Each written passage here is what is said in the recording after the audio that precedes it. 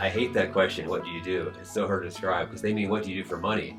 And I've tried to do stuff for money as little as possible in my life. I guess I imagined that I wanted to be a writer.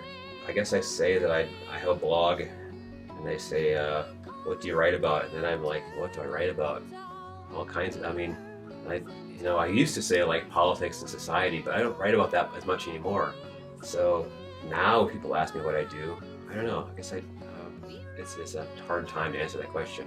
Well, let's see who I am.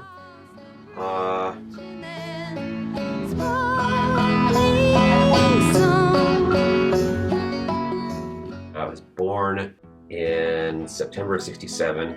Pullman's a weird place to grow up because it's a hick town, but it's also a college town. The priests lectured about nuclear disarmament. The nuns wore normal clothing. The people who sang the hymns sounded like hippies. My mom has told me that when I was a little kid, I could just get absorbed in some little thing for hours. My parents did not structure our life. My sister and me, they would let me just putter around, and I don't know how maybe that's normal. I don't know. They would let me just putter around doing my own thing all day, and then I had to go to school, which is like, no, you have to do this and this and this and this. Yeah, school just felt oppressive to me the entire way through. Sometimes there was really nothing the other kids were doing that I would be interested in. So I would just walk back and forth. I would just spend the recess just pacing, like walk to the end and walk to the end. And the assistant teachers would wonder if there was something wrong with me. They'd say, "You okay? Just walking back and forth here?" I'm like, "Yeah, just walking and thinking about stuff." So even then, I wasn't that social. There'd be social stuff going on that I didn't really click with. We lived in like the smallest, crappiest house in the whole town because both my parents are frugal. That's the one thing they didn't fight about was money. My sister tells me that my mom and dad would fight all the time. They would argue all the time, and I don't remember that. Even though she's younger than me, she remembers and I don't. So I must have blocked it out. When we were kids, I was the quiet and obedient one, and she was like the wild one. Like my mom said, we usually got along. During one period, we started fighting a lot, so she just gave us more of her attention, and then we fought less. My dad was a really decent guy. But he was primarily into his work, and my mom was into us kids. But the atmosphere between them was it's just neither one of them could ever be completely generous with the other one. I realized when I was in my 20s, I was talking to a friend, and we were talking about this, and she said, "Wait, you mean you never once saw your parents show affection to each other?" I said, "Yeah, I never did." And she actually cried. She's like, "Oh, that's so sad." I think I asked my mom years later, "What did you and Dad fight about?" She said, "I'm not even sure. I don't even know.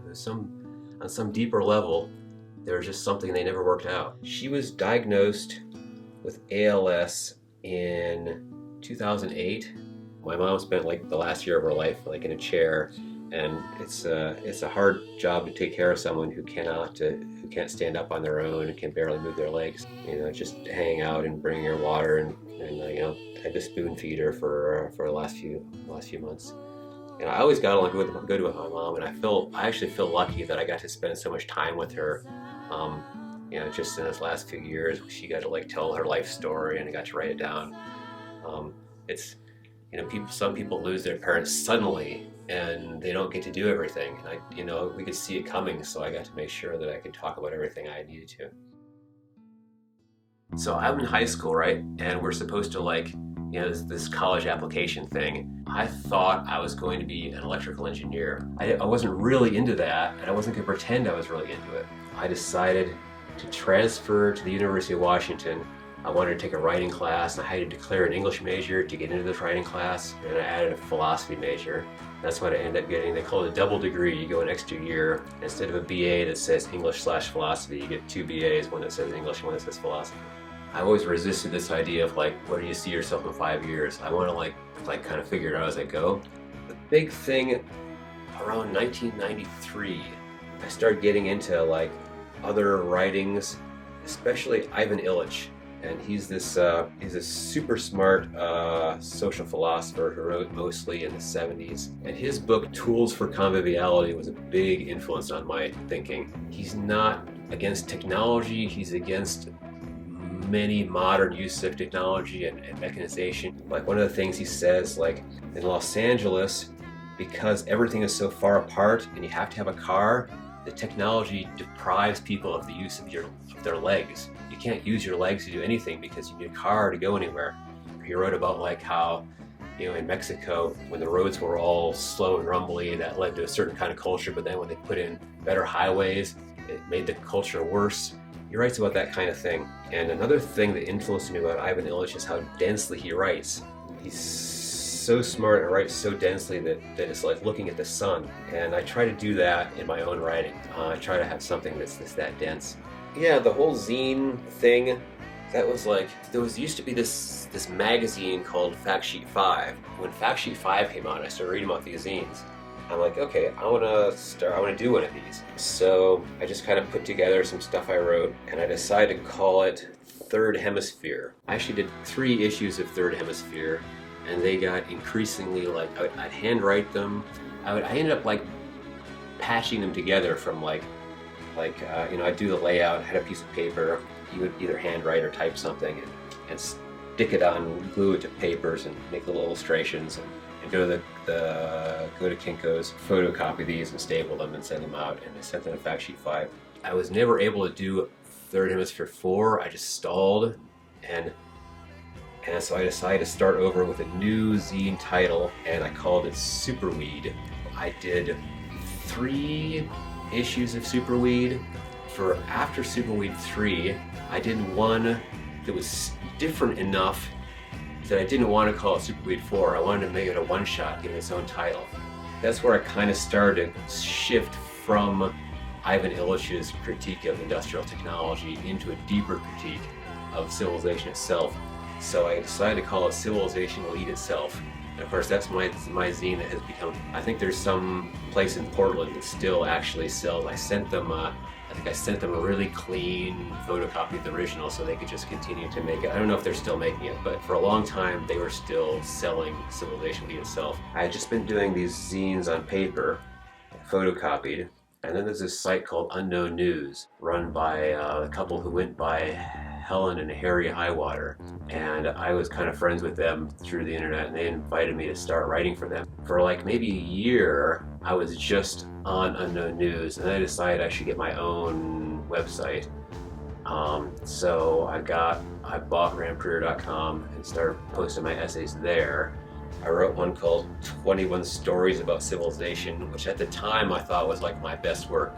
And of course, How to Drop Out is still more people come to my website from How to Drop Out or for How to Drop Out than anything else. I was writing about all this theoretical stuff, and I think I got some feedback from readers saying, I want to know how you actually live. So I'm like, okay, I'm going to write about how I actually live. And I wonder if that was a mistake to put myself into it like that. I don't know if I regret writing How to Drop Out. It brought a lot of people to my reading. I think I'm probably still glad I wrote it, but it is like, I did kind of get in touch with what turning myself into an icon and how troubling that is.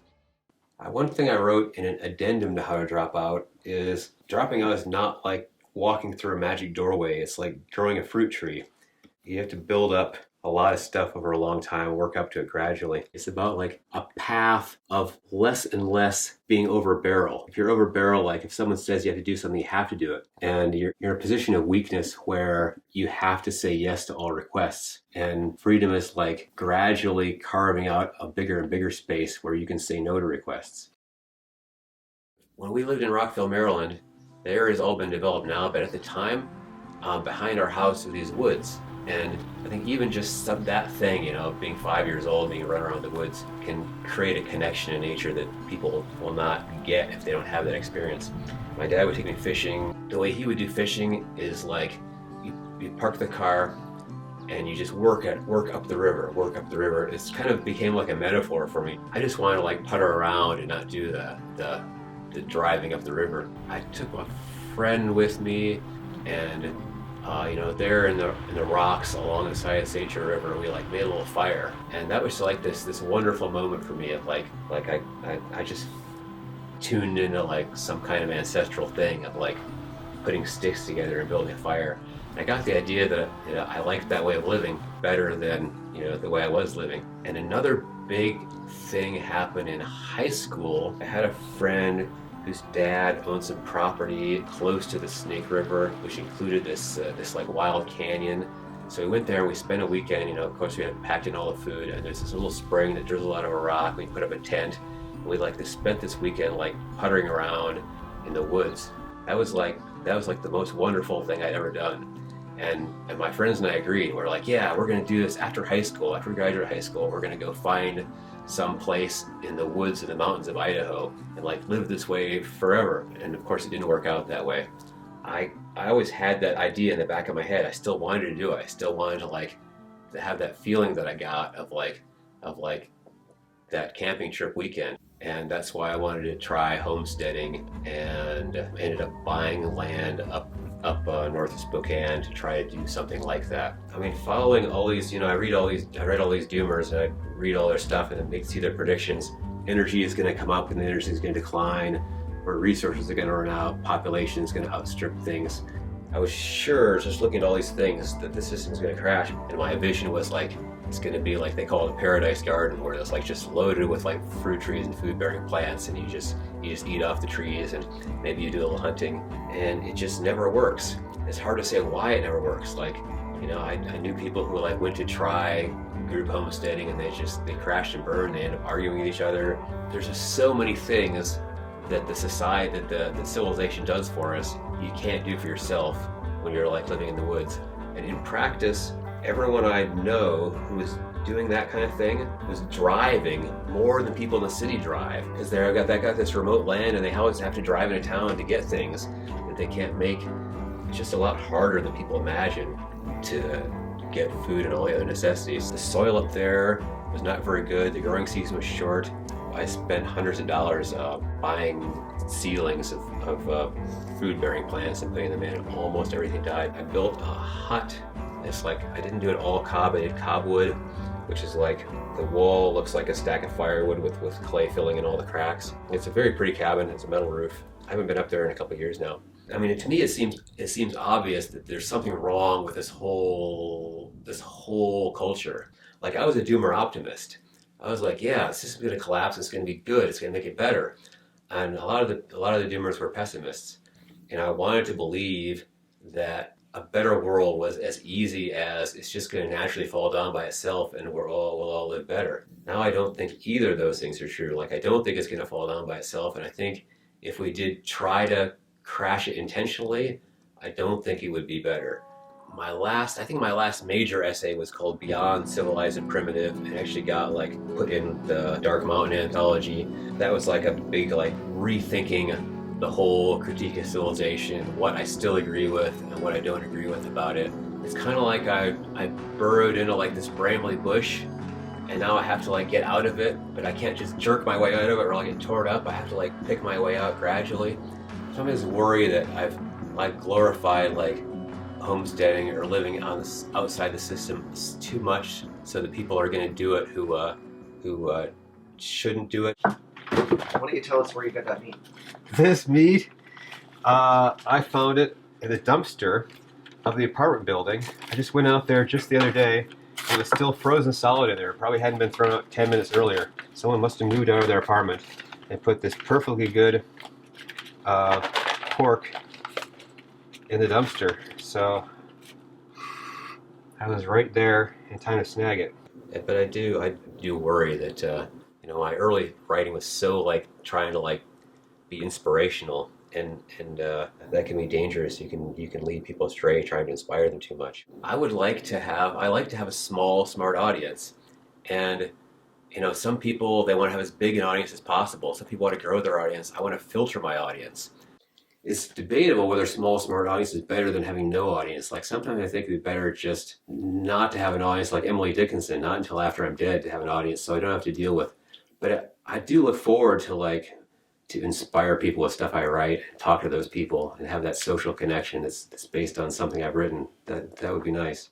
This is a guy who, Peter Evans, he's like some kind of trumpet or trombone player. He really liked my writing, so he made this like concept album about my essay Beyond Civilized and Primitive.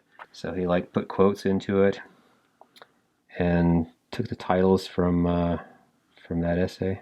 It's cool if people like my stuff enough that they would actually do a derivative work. And I like connecting with an audience. I've gone on 2 different road trips where I like travel around the country, staying with my readers. I like go on the blog and I say, hey, I'm traveling around. Who wants to host me? And yeah, it was always a nice experience staying with people. I can't think of a single reader who I stay with who I had a bad experience with. You've had translations of your work.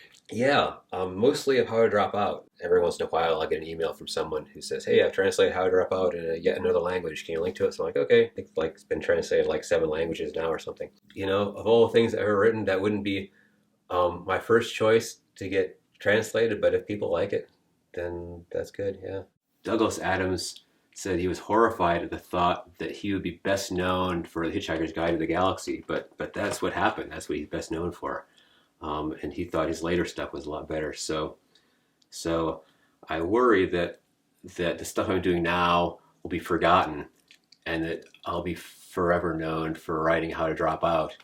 And you know, some anti-civ essays. I'm trying to like get something that goes farther into the future than those, so that people look back and say, oh, you know, this guy who wrote this fiction, like before that, he did this other little stuff.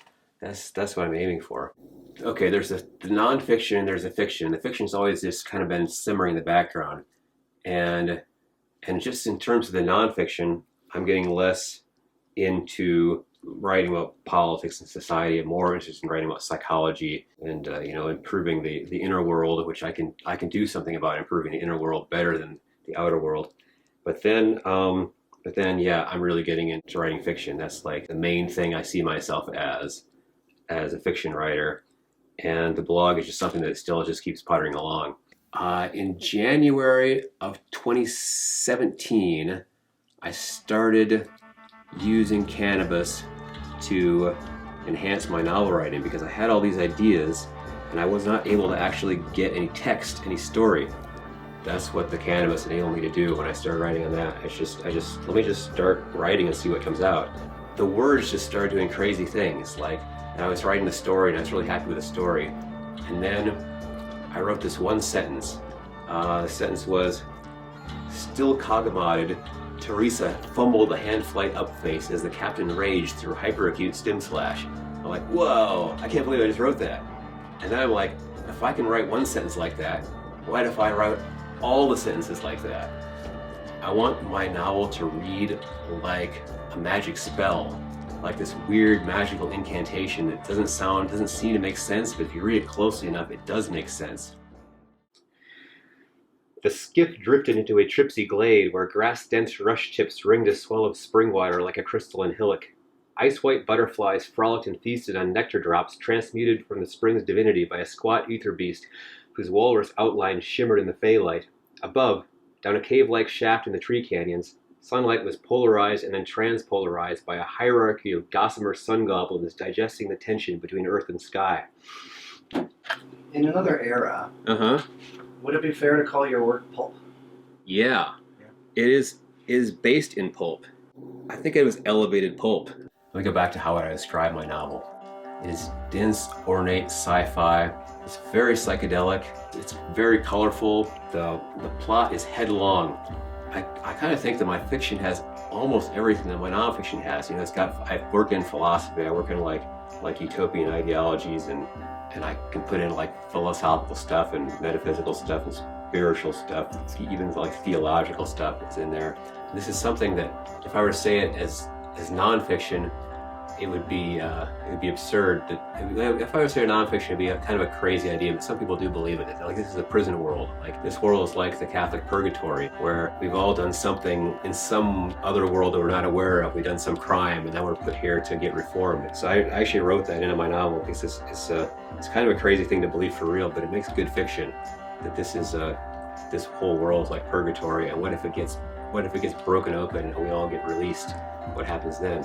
There's this famous like medieval etching or drawing of somebody, like you've probably seen it, like all these spheres with different shapes, and this guy's like poking his head through and seeing through. Why do people think there is something like that? Because I definitely do. I feel like there should be a way to like pull aside the veil and see something beyond it. But what is it that makes me feel that way? I have a sense that that the world we see is the surface of some deeper world that we cannot see, where there's something important happening. I guess it's just a mental gear shift to take this whole thing that you see as the real world and make it small and ask what is around it that you don't know about. Oh, the most spiritual one I've ever felt is when I'm listening to my favorite song. That's it really is my religion. I'll get high. I mean, music in general. The most spiritual I feel in my life is when I listen to music. I mean, when I was a kid, I'd go to this Catholic church service that was boring to me, and now I've developed my own service. It's not unlike that. Like maybe once a week, I'll vape a bunch of weed, and when I eat a bunch, I should vape small, tiny amounts because it's so efficient. So maybe once a week, I'll vape some weed, and I'll put on the most luminous music that I can find and just listen to it and just kind of bliss out on these songs. When I get high and listen to music, it feels like I'm connecting to some, I call it the light behind the world, some luminous, deeper reality that it's like this world's a stained glass window and there's a light behind it. I want to pass the baton. That's the way I think about it. Like I hear this music and it gives me this feeling. And I want to write something that gives other people that feeling. I want to write something that people read, and it's spiritual to them. It somehow connects them with some deeper thing that makes them feel more alive. I think maybe deep down inside there's something I really want, and then there's maybe inside us there's this true self that really wants something, and then there's this society that gives all these options that don't ever quite fit what you really want. So you're trying to find that, and I guess that's a common problem for people. Like in this whole culture, people are trying to find some path that feels meaningful to them. And it's really hard, and most people don't manage to do that. That's one reason that people fantasize about collapse, because people have a skill set or things they're interested in or good at that doesn't fit this world. And if this world collapses and we build some new world, maybe that world will value the stuff that I enjoy and I'm good at. I think something like that is behind a lot of radical social movements. I believe in social progress. I think it's happening very slowly. In the long term, I'm really optimistic. I mean, in the long term, I think humans are smart and they try things, they make mistakes, they figure out, they do it wrong, and then eventually they do it right. So, if I could go 1,000 years in the future, I think it would be like utopia compared to now. I mean, I think there's still a lot of room to make the world better, but I think a lot of that progress could happen on a level of just people changing their attitudes, their mental habits, more than on the level of changing laws. I like to think that countercultures come in cycles. So like the 60s or the 60s and then the 90s were considered, certainly more like counterculture and more like slackers in the 90s than in the 80s. So I like to think that's going to come around again in the 2020s. I'm optimistic that young people are going to do better than old people. I'm actually optimistic that as generations shift, as the demographic shift, as I'll say it, as old people die and young people who understand things better get back in power, that things might get better politically. But humans have lost wildness, and it comes back, it surges back into our culture from not always from where we expect it to.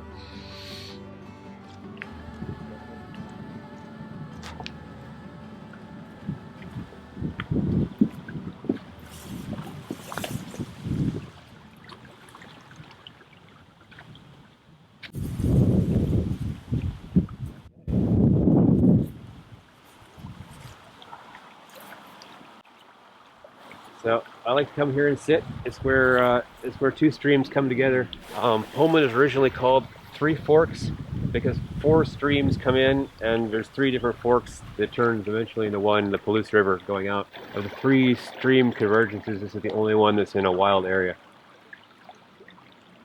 I mean, if I pretend that streams are alive, what would it be like for a stream that's alive and another stream that's alive to merge into one stream? It's kind of like any place where two waters come together is kind of a magical place. What's it like being back in Pullman after so many years?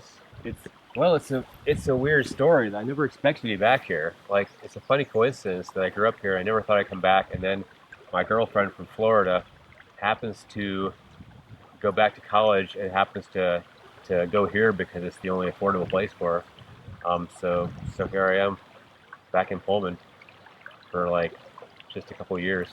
It's kind of like a rebirth thing. It's like I get to go back like and redo my first few years of life over again in the same place. I mean, yeah, it feels symbolically important. You know, this is a good place for me to like, if I want to like reinvent myself or do things differently, then coming back to my hometown would be a good way to do it. Makes it feel like a more appropriate place for that.